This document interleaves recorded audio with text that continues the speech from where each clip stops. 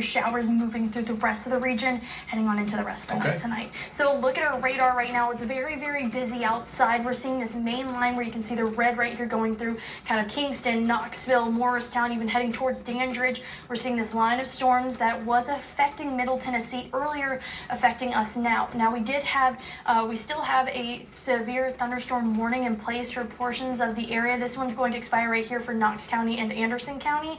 This is for the western half of Knox County. We do, however, have another severe thunderstorm warning for Knox County, also for the rest of the for the rest of the areas affected, like Jefferson City, Cherokee, Hodges, Carter High School, Smoky Stadium. We're seeing this warning extending on into the rest of our counties here as this storm progresses east. Now, again, the main threats that we're watching for are the gustier winds. We had the National Weather Service even tweet out just a while ago 70-mile-an-hour winds were being recorded.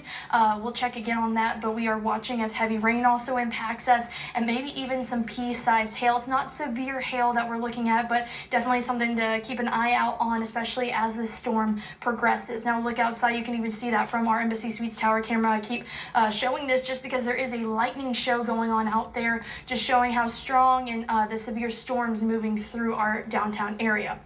Temperatures right now sitting in the low 50s. We're sitting at 53 here in Knoxville, 51 in Maryville, 54 in Gatlinburg, 53 in Morristown, 58 in Middlesboro, and 55 in Crossville. Now again, our severe threat level for the night tonight, we do have a 2 out of 5 for the Southern Valley, and for the Plateau, we're probably going to see that kind of go back down to that 1 out of 5 level here just soon, because the main line of storms has already passed through the Plateau. Now we will watch for the rest of the valley and the Smokies really as we head on into the rest of the night tonight. Again, seeing that 2 out of 5 level. Now again, large hail is on the low end, and so are tornadoes, but they're not zero, so we'll keep an eye on that. Heavy rain and some gustier winds are the main concern though with this line moving through.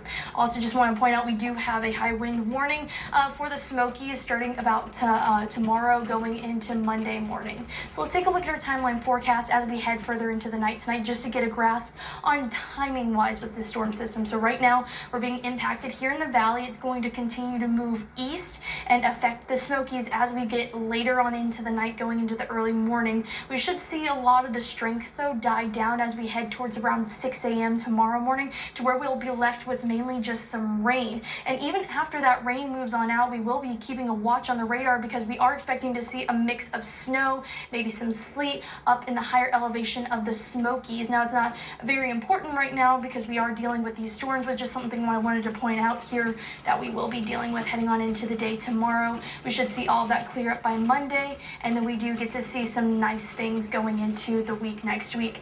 We're not looking at a lot of accumulation snowfall wise going into tomorrow night, going into Monday, but we are looking at maybe close to less than half an inch near Cades Cove and close to maybe 2 inches by Clingman's Dome.